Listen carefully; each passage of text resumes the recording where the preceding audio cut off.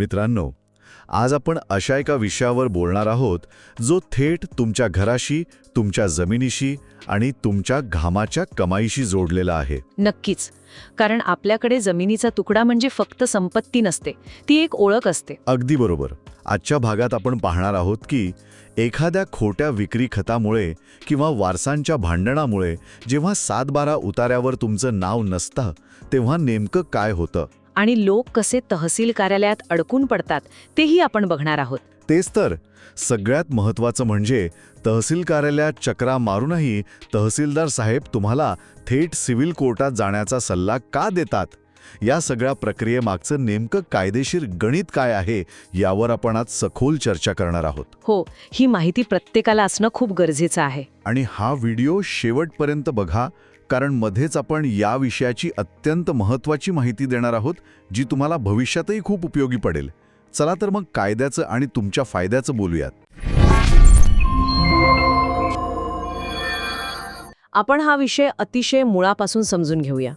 कारण दररोज महाराष्ट्रात हजारो शेतकरी आणि सामान्य नागरिक अशा जमिनीच्या वादात अडकलेले आपण पाहतो. हो, आणि याच भीतीपोटी अनेकदा चुकीची पावलं उचलली जातात. अगदी. कायदा नेहमीच आपल्या बाजूने असतो, पण त्याची योग्य माहिती नसल्यामुळे अनेकदा मोठं नुकसान होतं. जेव्हा जमिनीवर गदाई येते तेव्हा माणूस साहजिकच घाबरतो आणि गोंधळतो. आपण हे जरा अजून सविस्तर समजून घेऊया. कारण होतं काय, बऱ्याचदा एखाद्याची शेतजमीन परस्पर दुसऱ्याच्या नावावर केली जाते. हो. समजा एखाद्या भावाने इतर वारसांचं नाव लपवून परस्पर विक्री खत केलं किंवा काही बोगस कागदपत्रांच्या आधारे 7-12 चुकीचा निघतो. असं बऱ्याचदा होतं बरं का. मग अशा वेळी सामान्य माणूस आपले कागदपत्र घेऊन थेट तहसीलदारांकडे किंवा तलाठी कार्यालयात चक्रा मारू लागतो. लोकांचा असा समज असतो की प्रशासकीय अधिकारी तिथेच एका सुनावणीत सगळा निकाल लावतील आणि जमीन परत मिळवून देतील. सविस्तर बघूया. हा प्रश्न अतिशय कळीचा आहे. हे बघा, तहसीलदार किंवा मंडळ अधिकारी, ज्यांना आपण सर्कल इन्स्पेक्टर म्हणतो, हे सर्व महसूल अधिकारी आहेत. अच्छा. त्यांचं मुख्य काम आहे जमिनीचे रेकॉर्ड ठेवणे, नोंदी अद्ययावत करणे आणि शासनाचा महसूल गोळा करणे. जर जमिनीच्या मालकी हक्काचा किंवा आपण ज्याला कायदेशीर भाषेत टायटल म्हणतो त्याचा वाद असेल तर तो सोडवण्याचा अधिकार मुळात त्यांना दिलेलाच नसतो. म्हणजे त्यांच्या हातात ते नसतंच. नाही. त्यासाठी तुम्हाला दिवाणी न्यायालयात म्हणजेच सिव्हिल कोर्टात जावेच लागते. इथे महाराष्ट्र जमीन महसूल संहिता 1966चे कलम 155 आणि 159 खूप महत्वाचे आहेत. थांबा, म्हणजे सोप्या भाषेत सांगायचं तर महाराष्ट्र जमीन महसूल संहितेनुसार तहसीलदार साहेब हे फक्त जमिनीचे व्यवस्थापक किंवा हिशोबनीस आहेत, ते न्यायाधीश नाहीत. अगदी तंतोतंत ओळखलत. म्हणजे टायटल, थोडक्यात ती जमीन खऱ्या अर्थाने कोणाच्या मालकीची आहे हे ठरवणं त्यांचं काम नाही. जर नावात स्पेलिंग मिस्टेक असेल किंवा एखादी साधी प्रशासकीय चूक असेल तर ते दुरुस्त करू शकतील, पण मालकीचा वाद असेल तर ते हात वर करतात. बरोबर? हो. महसूल न्यायालयात काही छोटे वाद नक्कीच चालतात, पण जेव्हा मालकी हक्काचा मोठा प्रश्न उभा राहतो तेव्हा तहसीलदार स्पष्ट सांगतात की हा शीर्षक विवाद म्हणजेच टायटल डिस्प्यूट आहे. अच्छा. त्यामुळे तुम्ही दिवाणी न्यायालयात दाद मागा असं ते सांगतात. कोर्ट जो डिग्री किंवा अंतिम निकाल देईल त्यानुसार मग कलम 59 अंतर्गत तहसीलदार तो 7-12 दुरुस्त करतात. म्हणजे लोकांना वाटतं की तहसीलदार साहेब एका अर्जावर सगळं दुरुस्त करू शकतात. हा एक मोठा गैरसमज आहे. तर होय, हा एक अतिशय मोठा गैरसमज आहे. मालकी हक्क ठरवण्याचा अंतिम अधिकार फक्त आणि फक्त कोर्टाला आहे. मित्रांनो, तुमच्या गावात अशी समस्या आहे का? समस्या कमेंटमध्ये लिहा. आणि हो, अशीच कायदेशीर माहिती सोप्या भाषेत समजून घेण्यासाठी आपला महसूलशाही यूट्यूब चॅनल नक्की सबस्क्राईब करा. अगदी. आणि अजून एक गोष्ट सांगायची म्हणजे एखाद्याला वाटत असेल की तहसील कार्यालयात वजन वापरून किंवा अर्ज करून परस्पर नाव लावता येईल तर तो केवळ स्वतःची फसवणूक करत आहे. पण मग कोर्टात गेल्यावर कागदपत्रांचं काय? तिथे कोणते पुरावे चालतात? इथेच सगळ्यात महत्वाची गोम आहे. समजा एखादं विक्री खत खोटं असेल किंवा वारसांमध्ये भांडण असेल तर अशा वेळी सिव्हिल कोर्टात डिक्लरेशनचा म्हणजेच मालकी जाहीर करण्याचा दावा दाखल करावा लागतो. आणि या प्रक्रियेत अजून एक गोष्ट प्रामुख्याने लक्षात ठेवली पाहिजे, ती म्हणजे नोंदणी कायदा 1908. बरं, यात काय सांगितलंय? या कायद्याच्या कलम 17 आणि 49 नुसार जे दस्तऐवज रीतसर नोंदणीकृत आहेत तेच कोर्टात कायदेशीर पुरावा म्हणून मानले जातात. म्हणजेच जर एखादा कागद किंवा व्यवहार सरकारी दप्तरी नोंदणीकृत नसेल, केवळ स्टॅम्प पेपरवर लिहून घेतला असेल तर नोंदणी कायद्याच्या कलम 49 नुसार कोर्ट त्याला फक्त एक रद्दीचा तुकडा मानतं. अगदी बरोबर. मला खात्री आहे की हे ऐकताना अनेकांना त्यांच्या गावातले असे अनेक किस्से आठवत असतील. आता इथे एक खूपच रंजक गोष्ट समोर येते, कारण जेव्हा तुम्ही सिव्हिल कोर्टात जा असं म्हणता, तेव्हा सामान्य माणसाच्या, विशेषतः शेतकऱ्याच्या मनात पहिली धडकी भरते ती खर्चाची. हो, साहजिक आहे ते. हो, थांबा जरा. कोर्टात जायचं म्हणजे लाखो रुपये फी भरावी लागेल ना. आजकाल जमिनीचे भाव तर गगनाला भिडले आहेत. अहो नाही, माझ्या अनुभवातून सांगते, हा देखील लोकांच्या मनातला एक अत्यंत सामान्य पण मोठा गैरसमज आहे. असं? हो ना. कोर्टाची पायरी चढायला माणूस का घाबरतो? कारण त्याला वाटतं की जमिनीची आजची बाजारातील किंमत कोटींमध्ये आहे, तर कोर्टाची फी सुद्धा लाखांमध्ये किंवा त्याहून जास्त असेल. बरोबर, तसंच वाटतं सगळ्यांना. तर अत्यंत स्पष्ट आणि शेतकऱ्यांच्या फायद्याची तरतूद करून ठेवली आहे. या कायद्याचे कलम 5 ते 11 आणि विशेषतः फी मोजण्यासाठी कलम 6 हे अत्यंत महत्त्वाचे आहेत. इथे एक गोष्ट स्पष्ट करणं गरजेचे आहे. लोकांना वाटतं की जमिनीचा आजचा जो रेडी रेकनर रेट किंवा बाजारभाव आहे त्यावर कोर्ट फी ठरते. पण तुम्ही म्हणताय की या कायद्यानुसार काहीतरी वेगळीच पद्धत आहे. हो, पद्धत पूर्ण वेगळी आहे. शेत जमिनीसाठी असलेला दिलासा नेमका काय आहे? शेत जमिनीसाठी काही वेगळा नियम आहे का? होय, आणि इथे मी एक अत्यंत रंजक गोष्ट सांगते. सर्वात आधी हे समजून घ्या की कोणत्याही दिवाणी दाव्यात कमाल कोर्ट फी किती असू शकते. ती जास्तीत जास्त 3 लाख रुपये असते. तुमची मालमत्ता 100 कोटींची असली तरी तुम्हाला 3 लाख रुपयांपेक्षा जास्त कोर्ट फी भरावी लागत नाही. बापरे, ही तर खूपच महत्वाची माहिती आहे. आणि शेतकऱ्यांसाठी तर याहूनही मोठा दिलासा आहे. शेत जमिनीसाठी खास नियम किंवा आपण त्याला सुवर्ण मध्य म्हणूया, तो लागू होतो. शेत जमिनीच्या दाव्यासाठी कोर्ट फी ही जमिनीच्या बाजारभावावर म्हणजेच मार्केट व्हॅल्यूवर अजिबात ठरत नाही. मग कशावर ठरते? ती जमीन महसूल कर, ज्याला आपण असेसमेंट किंवा शेतसारा म्हणतो, त्यावर ठरवली जाते. म्हणजे तो जो जुना शेतसारा आपण तलाठीकडे भरतो तो? अगदी बरोबर.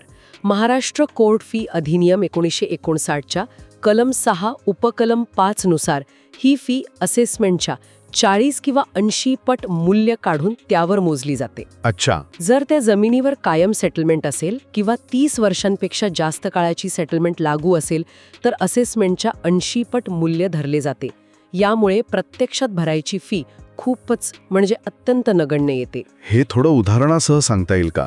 म्हणजे समजा एखादा शेतकऱ्याची 1.5 एकर जमीन आहे आणि त्याचा वाद चालू आहे, तर त्याने हे कसं मोजायचं? नक्कीच. एक किस्सा पाहूया. पुणे जिल्ह्यातील एका शेतकऱ्याचं उदाहरण घेऊ. समजा या शेतकऱ्याची 1.5 एकर बागायती जमीन आहे. त्या जमिनीचा वार्षिक असेसमेंट किंवा शेतसारा फक्त 1500 रुपये आहे आणि तिथे कायम सेटलमेंट लागू आहे. बरं, 1500 रुपये शेतसारा. आता समजा दुसऱ्या कुणीतरी खोटे विक्री खत करून ती जमीन बळकावण्याचा प्रयत्न केला आहे. पण सुदैवाने मूळ शेतकरीच अजूनही त्या जमिनीच्या प्रत्यक्ष ताब्यात आहे. आता या शेतकऱ्याला कोर्टात ताबा आणि मालकीचा दावा दाखल करायचा आहे. तर जमिनीचे मूल्य बाजारभावाने आज 5-10 कोटी रुपये असेलही, पण कोर्ट फी मोजण्यासाठी ते मूल्य 80 गुणिले 1500 म्हणजेच फक्त 1,20,000 रुपये इतकंच धरलं जाईल. फक्त 1,20,000? हो. आणि या 1,20,000 रुपयांच्या मूल्यावर शेड्यूल 1 नुसार मोजणी केली तर अंदाजे फक्त 7,000 रुपये इतकीच कोर्ट फी लागेल. 1 मिनिट, हे खूप महत्वाचं आहे. म्हणजे जिथे जमिनीचा भाव 5 कोटी रुपये आहे आणि तो शेतकरी घाबरून घरी बसलाय की कोर्टात लाखो रुपये लागतील, तिथे कायद्यानं त्याला किती मोठा आधार दिलाय? कोटींची जमीन वाचवण्यासाठी फक्त 7,000 रुपये कोर्ट फी. हो, तर खरंच खूप मोठा दिलासा आहे. हो, आणि याचंही अजून एक सवलत कायद्यानं दिली आहे बरं का. अरे वा, अजून सवलत? जर त्या शेतकऱ्याला फक्त डिक्लेरेशन म्हणजे मालकी जाहीर करायची असेल आणि तो स्वतः आधीपासूनच जमिनीच्या ताब्यात असेल, तर कलम 6 उपकलम 4D नुसार त्याला या निर्धारित फीच्या फक्त पावपट फी भरावी लागते. पावपट? म्हणजे मगाशच्या उदाहरणातला 7,000च्या पावपट, अंदाजे फक्त 2,200 रुपये. अगदी बरोबर. आणि जर त्या डिक्लेरेशन सोबत त्याला इंजंक्शन म्हणजेच मनाई हुकूम हवा असेल की कोणीही त्याच्या जमिनीत येऊ नये, तर त्याला अर्धी फी म्हणजेच 3,500 रुपये लागतील. पण कायद्यानुसार किमान 100 रुपये फी तर असतेच. हे खूपच फायदेशीर आहे. तसंच वाटप किंवा पार्टिशनचा दावा असेल तरीही याच पद्धतीने तुमच्या वाट्याला येणाऱ्या हिस्स्याच्या असेसमेंटच्या 80 पट मूल्य काढून फी मोजली जाते. मित्रांनो, थोडा विचार करा. तुम्ही याबाबत कधी विचार केला आहे का? कमेंट सेक्शनमध्ये सांगा. अशीच महसूल आणि कायद्यांशी संबंधित सर्व प्रश्नांची उत्तरे मिळवण्यासाठी आपला महसूलशाही यूट्यूब चॅनलला भेट द्या. नक्कीच ही माहिती सर्वांपर्यंत पोहोचायला हवी. आणि चॅनलला आत्ता सबस्क्राईब करा. आता हे सगळं ऐकल्यावर लोकांची भीती नक्कीच कमी झाली असेल. हो, मलाही तसंच वाटतं. पण माफ करा, मध्येच थांबवतो. ही पूर्ण प्रक्रिया नेमकी कशी असते?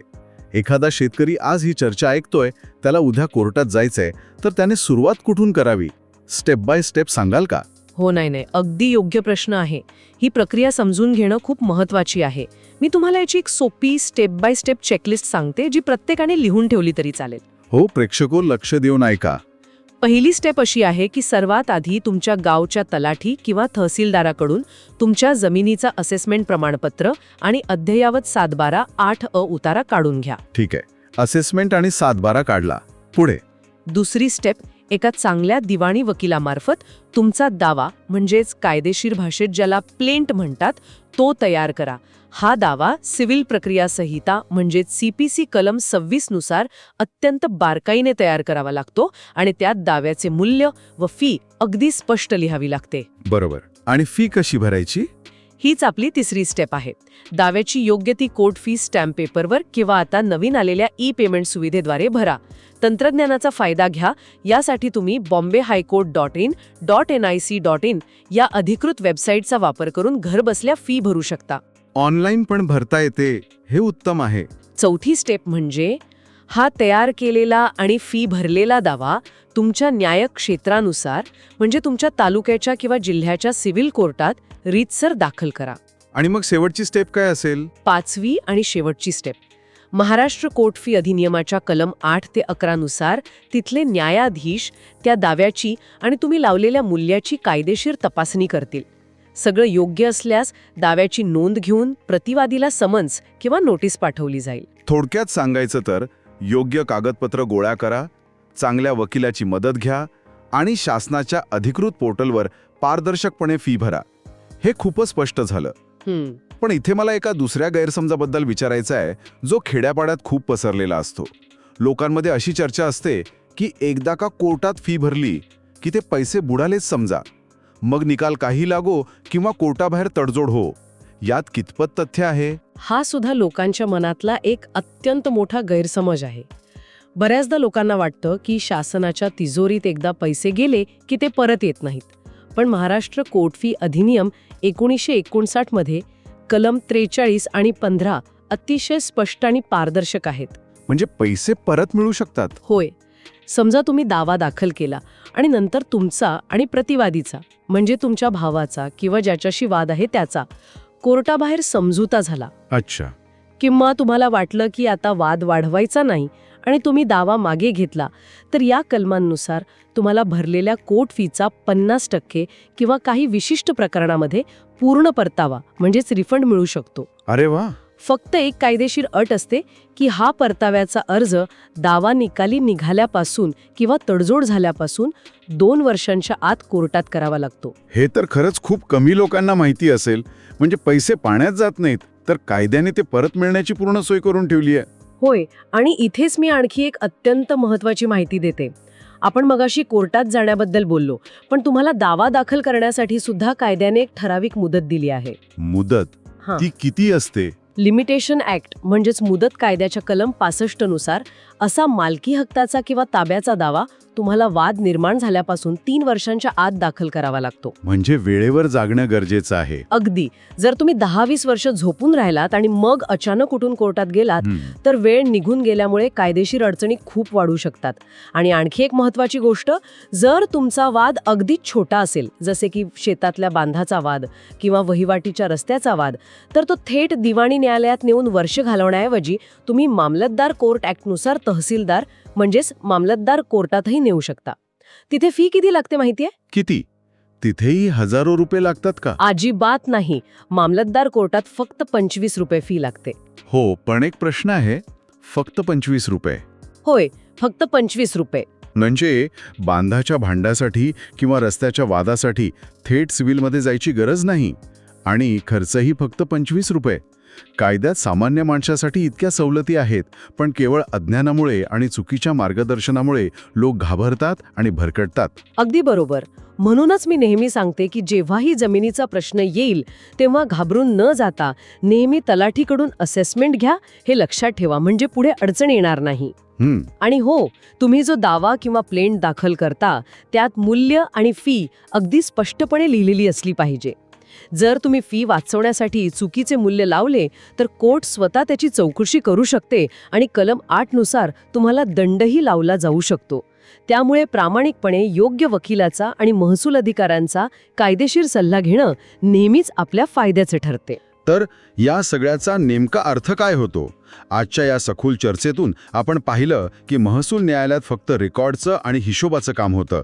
तिथे टायटल किंवा मालकी हक्क ठरत नाही. बरोबर. मालकी हक्कासाठी आणि खोटे फेरफार रद्द करण्यासाठी सिव्हिल कोर्टातच जावं लागतं. आणि सगळ्यात महत्त्वाचं म्हणजे कोर्ट फीला घाबरण्याचं अजिबात कारण नाही, कारण ती जमिनीच्या आजच्या कोटींच्या बाजारभावावर नसून जुन्या असेसमेंटवर, म्हणजे शेतसाऱ्याच्या 40 किंवा 80 पट या सूत्राने मोजली जाते. योग्य कोर्ट फी भरली तर दावा लवकर चालतो, त्यात कायदेशीर त्रुटी राहत नाहीत आणि न्यायही लवकर मिळतो. अगदी बरोबर. शेवटी मला एकच भावनिक पण तितकंच वास्तववादी सत्य सांगावंसं वाटतं. नक्कीच सांगा. कोर्ट फी ही फक्त सरकारी तिजोरीत जाणारी एखादी निर्जीव रक्कम नाही. ती तुमच्या बापजाद्यांनी घामाच्या पैशातून घेतलेल्या जमिनीच्या संरक्षणाची पहिली भक्कम ढाल आहे. कायदा नेहमीच शेतकऱ्यांच्या आणि खऱ्या मालकाच्या बाजूने उभा असतो. गरज असते ती फक्त आपण आपल्या कायदेशीर अज्ञानाचा अंधार दूर करण्याची. खूपच छान विचार मांडलात तुम्ही. जेव्हा तुम्ही योग्य माहिती घेऊन न घाबरता कायद्याची मदत घेता तेव्हा तुमची पिढ्यानपिढ्यांची जमीन कायमची सुरक्षित राहते. काळजाला भिडणारा मार्मिक विचार मांडलात. खऱ्या अर्थाने आज आपण अज्ञानाचा अंधार दूर करण्याचा प्रयत्न केलाय. मित्रांनो, हा व्हिडिओ आपल्याला आवडला असेलच. असेच महसूल आणि इतर सर्व कायद्यांबाबत सोप्या भाषेत मार्गदर्शन तुम्हाला यापुढेही हवंय. मग आपला महसूलशाही यूट्यूब चॅनल तुमच्यासाठी आहे. नक्की सबस्क्राईब करा. चॅनलला लगेच सबस्क्राईब करा. पुढच्या भागात आपण अशाच एका ज्वलंत विषयावर बोलणार आहोत, जसे की वारसा हक्क, बहीण भावांचे जमिनीतील हक्क आणि फेरफार नोंदीतील छुपे बारकावे. तुम्हाला आणखी कोणत्या विषयावर माहिती हवी आहे ते आम्हाला कमेंट करून नक्की सुचवा. आणि हो, आमच्या अधिकृत व्हॉट्सॲप आणि टेलिग्राम ग्रुपमध्येही सामील व्हा, जिथे आपण अशीच महत्त्वाची माहिती रोज शेअर करत असतो. हा व्हिडिओ आपल्या मित्रांना गावातल्या व्हॉट्सॲप ग्रुपमध्ये जरूर फॉरवर्ड करा, जेणेकरून माहिती सर्वांपर्यंत पोहोचेल. आपणही कोणाची तरी मदत करून आशीर्वाद कमवा. व्हिडिओ आठवणीने इतरांनाही जरूर शेअर करा, कारण महसूलशाही, ज्यातून ज्ञानाची मोफत नदी वाहते आणि प्रत्येक गरजू व्यक्तीपर्यंत पोहोचते. आणि आम्हाला विश्वास आहे की ज्ञान हे प्रत्येकाचा हक्क आहे. आज इथेच थांबूया. लवकरच भेटू पुढील भागात. धन्यवाद. जय महाराष्ट्र.